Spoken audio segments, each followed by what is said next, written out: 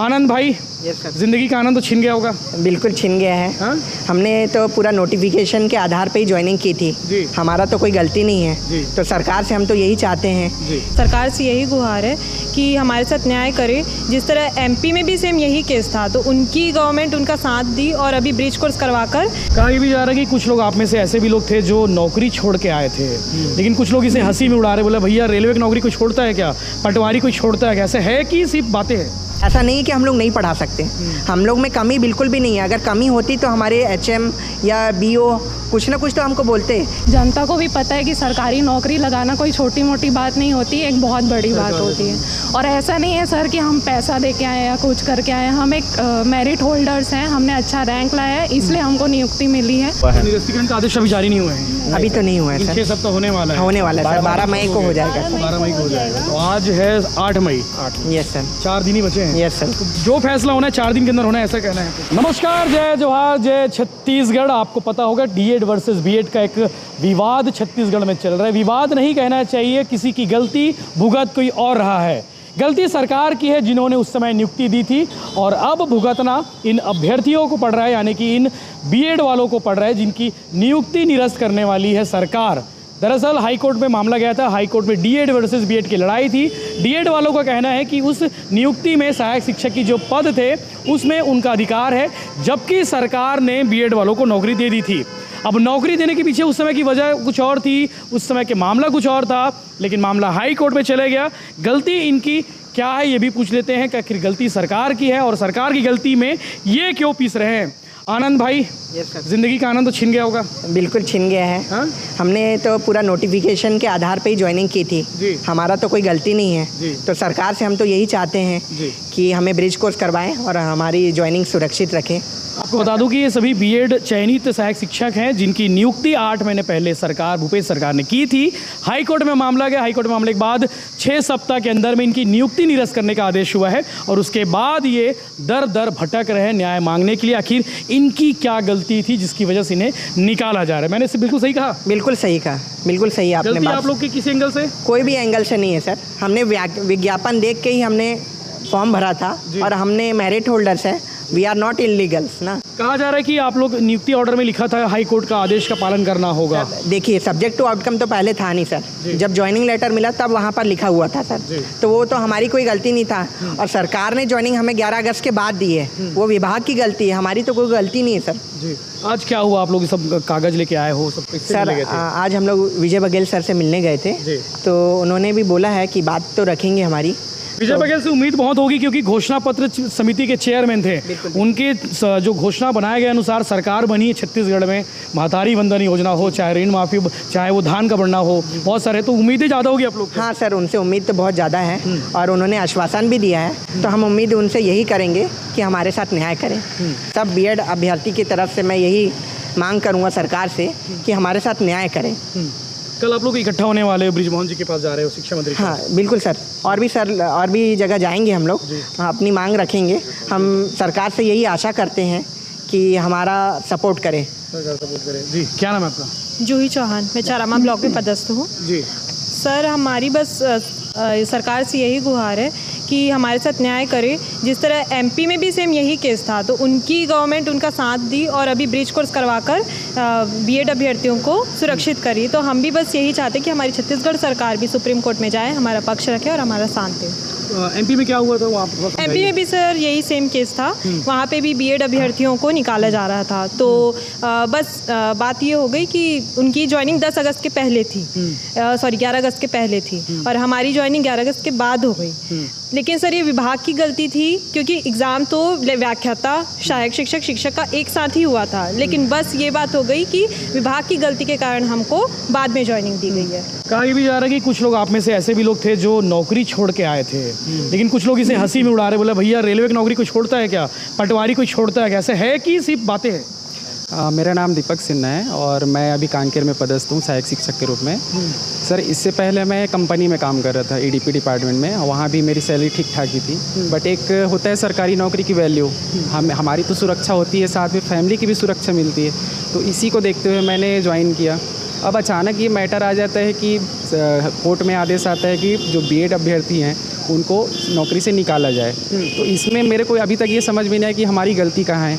जब नोटिफिकेशन आया जिसमें साफ साफ लिखा था कि D.Ed हो और B.Ed हो दोनों एलिजिबल हैं, मेरिट लिस्ट पे ज्वाइनिंग हुआ, उसमें ऐसा नहीं कि सिर्फ B.Ed ही आके ज्वाइनिंग किए, उसमें D.Ed वाले भी ज्वाइन किए हैं। तो बिल्कुल न्याय संगत सब चीज़ चल रहा था, लेकिन ये जो अचानक हमारे खिलाफ जो फैसला है उसके लिए हम न्यायपूर्ण तरीके से सरकार से लगातार मांग कर रहे हैं कि हमें ना निकाला जाए, क्योंकि हमारी कहीं पर भी कोई गलती नहीं है। टोटल D.Ed वाले कितने होंगे जिसमें नियुक्ति हुई थी? इसमें अप्रॉक्स डेटा जो है B.Ed वालों का 4.5 के आसपास है, और B.Ed वाले 4.5 के आसपास है और D.Ed वाले 2-2.5 के आसपास है। सांसद विजय बघेल जी क्या बोले आप लोग जब उनसे मुलाकात करने गए तो सर ने आश्वासन दिया है कि इसके बारे में आगे चर्चा करेंगे और CM सर से इसके बारे में चर्चा करेंगे और आप लोगों को सुरक्षित रखने का प्रयास करेंगे। आश्वासन दिए पूरा वो, और उनसे उम्मीद भी है। मुख्यमंत्री जी से टाइम मिल रहा है आप लोग को मिलने के लिए? जी सर, चुनाव चल रहा था, चुनाव समाप्त हो गए। जी सर, कल उनसे मिलने का कोशिश रहेगा सर कि उनसे मिले। उन्हें आश्वासन तो दिया है कि आप लोग की नौकरी सुरक्षित रखेंगे, क्योंकि सर सिर्फ 10-20 लोग की बात नहीं है, 4,500 लोग की बात है। परिवार 4,500 परिवार तो नहीं, 4,500 हम B.Ed अभ्यर्थी है, उनके परिवार, उसमें परिवार जोड़ेंगे तो 25,000 समथिंग हो जाएंगे सर। और फिर ऊपर से हम लोग कई गवर्नमेंट जॉब छोड़ के आए हैं, कई लोग विज्ञान प्रयोगशाला छोड़े हैं, कई महिलाओं का महिला सुपरवाइजर में लग गया था। मेरा सर सरगुजा में है। जी, सरगुजा में सीतापुर में है। ड्यूटी कहीं आप लोगों को काम नहीं दिया जा रहा है? नहीं सर, कर रहे हैं, कंटिन्यू ड्यूटी कर रहे हैं। इलेक्शन ड्यूटी कर चुके हैं हम लोग, सारंडी 2 में करके आए। कुछ लोगों का इलेक्शन ड्यूटी कल ही खत्म हुआ है, कल तीसरे चरण में ड्यूटी किए हैं। मैं बस्तर संभाग में हूँ, तो मेरा ड्यूटी तो 19 अप्रैल को हो गया था। ऐसा कोई अभ्यर्थी नहीं है जो चुनाव ड्यूटी नहीं किया हुआ है। निरस्तीकरण का आदेश अभी जारी नहीं हुआ है? अभी तो नहीं हुआ है सर, 6 सप्ताह होने वाला है सर, 12 मई को हो जाएगा सर। 12 मई को हो जाएगा। तो आज है 8 मई। यस सर, 4 दिन ही बचे हैं। Yes sir. जो फैसला होना है 4 दिन के अंदर होना है, ऐसा कहना है आपको?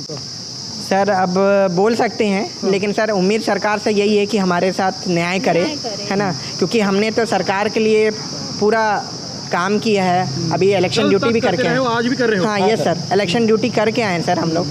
घर वाले क्या बोलते हैं आप लोग इस फैसले के बाद? मतलब उनके अंदर भी मायूसी होगी? यस सर, उन लोग भी मतलब यही सरकार से ही उम्मीद लगा के बैठे हैं कि जो फैसला आया है उसमें थोड़ा सरकार हमारे पक्ष में आए और कुछ कहे, ताकि घर वाले को भी एक आश्वासन रहता है कि नहीं, एक सरकारी जॉब लग गया है तो ना, यानी उन लोग भी थोड़ा एक रिलैक्स मोड पे आ जाते हैं।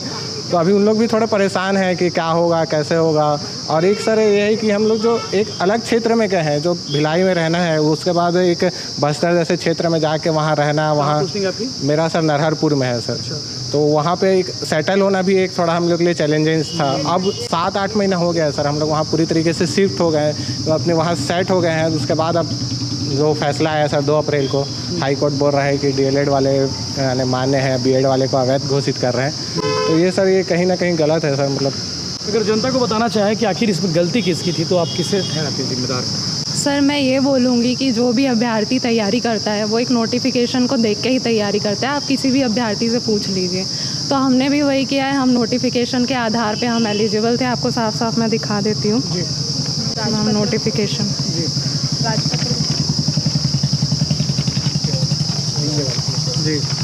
ये राजपत्र है, इसमें B.Ed D.Ed दोनों उत्तीर्ण लिखा हुआ है। कोई भी अभ्यर्थी के 4 मई को ये नोटिफिकेशन आया है, तो इसके आधार पे हमने अपना पूरा तैयारी चालू किया है। 4 मई से 10 जून तक लगे रहे। ये नहीं है कि सिर्फ इतने दिन की तैयारी है, पहले से ही ये सोच के रखे हैं कि हमको सरकारी नौकरी चाहिए। तो जनता को भी पता है कि सरकारी नौकरी लगाना कोई छोटी मोटी बात नहीं होती है, एक बहुत बड़ी बात होती है। और ऐसा नहीं है सर कि हम पैसा दे के आए या कुछ करके आए हैं। हम एक मेरिट होल्डर्स हैं, हमने अच्छा रैंक लाया है, इसलिए हमको नियुक्ति मिली है और हमने B.Ed भी किया हुआ है। तो बस यही आशा है कि इसको आधार बनाया जाए और सरकार हमारे साथ रहे, किसी को भी नौकरी से बस ना निकाले, कोई बीच का रास्ता निकाले सरकार। क्या हो सकता है रास्ता? क्या अगर बात सर, हम लोग एक एग्ज़ाम नहीं निकाले सर, हम लोग टेट क्वालिफाइड हैं। हम लोग को CG टेट देना पड़ता है, C-टेट देना पड़ता है, वो सब क्वालिफाई किए। उसमें भी चाइल्ड साइकोलॉजी आता है, सब क्वेश्चन आते हैं। तो हमने सब इतने एग्ज़ाम दे के आए हैं। हम लोग कितने सालों से प्रयास कर रहे थे, तब हम लोग आज यहाँ पहुँचे हैं। वैसी भर्ती कमी आती है सर। तो अब हम लोग की मांग यही है सर कि हम लोग मेरिट में हैं, सरकार हमारे साथ न्याय करे। सर और एक बात और बोलना चाहूँगी, डीएड वाले जैसे बात करते हैं कि हमारी ट्रेनिंग होती है सिर्फ डीएड वालों की, तो सर ऐसा नहीं, हमारी भी ट्रेनिंग होती है और हम लोग जब से जॉब ज्वाइन किए हैं हम लोग का महीने में 1-2 बार ट्रेनिंग लगते ही रहता है। हमारा FLN ट्रेनिंग हुआ है, इंडक्शन ट्रेनिंग हुआ है। हाँ, प्राइमरी में कैसे पढ़ाना है, बच्चों को कैसे सिखाना है कि उनका कैचिंग पावर बढ़े, वो लोग जल्दी समझ जाएँ, खेल खेल के थ्रू उनको कैसे सिखाना है, वो सब हमको ट्रेनिंग दी जा रही है। तो हम लोग कहीं से भी अयोग्य तो नहीं है सर। अभी नवोदय का एग्ज़ाम हुआ था सर, तो बहुत सारे जो बीएड कैंडिडेट थे वो टीचर थे, सब नवोदय के लिए पढ़ाए बच्चे लोग को, और इवन मैं भी पढ़ाया। मेरे संकुल से, मेरे स्कूल से इनफैक्ट एक बच्ची निकली भी है। तो ऐसा नहीं है कि हाँ, रिजल्ट ओरिएंटेड है सर। ऐसा नहीं है कि हम लोग नहीं पढ़ा सकते, हम लोग में कमी बिल्कुल भी नहीं है। अगर कमी होती तो हमारे HM या BO कुछ ना कुछ तो हमको बोलते, और ये रिजल्ट नहीं निकलता जो आज नवोदय के निकले। ये भी बोल रहे थे कि आप में से किसी एक की, मतलब बहुत सारे लोग ऐसे जिनकी शादी वादी पक्की हो गई थी, शादी तक टूटने के कारण। सर इनफैक्ट 4 दिन पहले शादी हुई है किसी की सर, कोई बेबी प्लान कर चुका है, और सर कई लोग की शादी टूट चुकी है सर, कई ऐसे लोग हैं। हाँ सर हैं सर, कई लोग ऐसे हैं जो इस जॉब के भरोसे लोन लेके अपना मकान बना रहे हैं या कोई दूसरा लोन ले चुके हैं। अब सोचिए कि उनको अगर निकाल दिया जाता है तो वो लोन का पेमेंट कैसे करेंगे। एक गवर्नमेंट जॉब सिक्योरिटी लेके आता है, उससे लोन लिए हैं, वो फिर वो कैसे पटाएगा उस पैसे को, वो तो ये प्रेशर आ गया है कई लोग। जी, अभी बार बार एक गुणवत्ता शिक्षा की बात हो रही है, क्वालिटी एजुकेशन की बात हो रही है, तो उसमें मुझे कहीं पर भी नहीं लगता कि हम किसी भी प्रकार से योग्य नहीं हैं। एक सब्जेक्ट होता है चाइल्ड साइकोलॉजी, और 4 महीने का प्राइमरी स्कूल में ट्रेनिंग का होता है जो DLED वाले करते हैं, बीएड में नहीं होता। तो उसके लिए भी सुप्रीम कोर्ट में अभी जो 2 अप्रैल का डिसीजन आया है उसमें ब्रिज कोर्स की बात कर रही है, तो वो हम करना चाहते हैं सर। हमें सरकार वो एक अपॉर्चुनिटी दे, हमें बिल्कुल वो मौका दे। और अभी जो 6 सप्ताह का जो हाई कोर्ट का जो आदेश है कि 6 सप्ताह के अंतर्गत बीएड वालों को हटा के डीएड वालों को नियुक्ति दी जाए, तो उसमें हम राहत चाहते हैं कि जल्दबाजी ना करें, हमें अपना पूरा मौका मिलना चाहिए अपनी लड़ाई लड़ने का। और उसी के लिए हम सरकार से लगातार मांग कर रहे हैं कि हमारी बातों को समझे, सुने और हमें पूरा मौका दे। बीएड वालों के साथ में भी हो, आप लोग के साथ में भी हो, और डीएड वालों के साथ। हमारी दुश्मनी किसी से नहीं है सर। जो योग्य भारत पाकिस्तान के लड़ रहे हैं, एक सिंपल सा चीज़ है, कमेंट भी आ रहे हैं। हाँ, 6500 पद था, उसमें बीएड वाले भी मेरिट में आए, DLED वाले भी मेरिट में आए, तो हमारी दुश्मनी ना उनसे है ना किसी से भी नहीं है। जो मेरिट में आएगा, जो अच्छी तैयारी करेगा वो नौकरी पाएगा, इसमें कहीं कोई दो राय नहीं है सर। बिल्कुल। और कुछ कहना चाहते हैं जी? सर हम बस ये बोलना चाहते हैं कि जैसे MP में भी सेम केस हुआ था, तो वहाँ की जो सरकार है उन्होंने सुप्रीम कोर्ट में उनका पक्ष बहुत अच्छे से रखा, बीएड की सरकार ने बीएड के लिए। तो हम ये आपको आश्वासन तो दिया था ना इस बारे में? हाँ, बृजमोहन जी ने बोला है, तो हम बस यही चाहते हैं कि हमारा भी पक्ष मजबूती से सुप्रीम कोर्ट में रखा जाए और हमारा जो नियुक्ति है वो किसी भी तरह से निरस्त ना किया जाए। ठीक है, और कोई विषय? ठीक है। बाकी ये बीएड चयनित सहायक शिक्षक है जिनकी नौकरी पर जो है तलवार लटकी हुई है। 12 मई को 6 सप्ताह पूरे हो जाएंगे, जैसा कि हाई कोर्ट ने कहा था कि 6 सप्ताह के अंदर में नई चयन सूची जारी की जाए और उनकी नौकरी निरस्त की जाए। अब देखने वाली बात यह है कि 12 मई के बाद क्या होता है, 12 मई को क्या होता है, या फिर उससे पहले 12 मई से पहले यानी कि आज से 3-4 दिन में क्या होता है। ये देखने वाली बात है कि बीएड वालों के साथ न्याय होता है कि नहीं, जैसे कि डीएड वालों के साथ न्याय हो चुका है। ये वक्त बताएगा, आगे अपडेट्स लेते रहेंगे। ये भिलाई दुर्ग के रहने वाले चयनित सहायक शिक्षक है जिनकी नियुक्ति अलग अलग जगहों में हुई है, चुनाव ड्यूटी करके लौटे हुए। इनका कहना है कि इनके साथ में सरकार खड़े रहे, जैसे कि पिछले दिनों शिक्षा मंत्री और रायपुर से सांसद प्रत्याशी बृजमोहन अग्रवाल ने कहा था कि इनके साथ अन्याय नहीं होने दिया जाएगा, कुछ ना कुछ इनके लिए सरकार करेगी। तो सरकार क्या करने वाली है ये भी वक्त बताएगा, और सरकार को बताना चाहिए कि इनके लिए सरकार की ओर से क्या स्टैंड लिया जा रहा है। इन विषय पर आप क्या कहेंगे, आप कमेंट करके ज़रूर बताइएगा।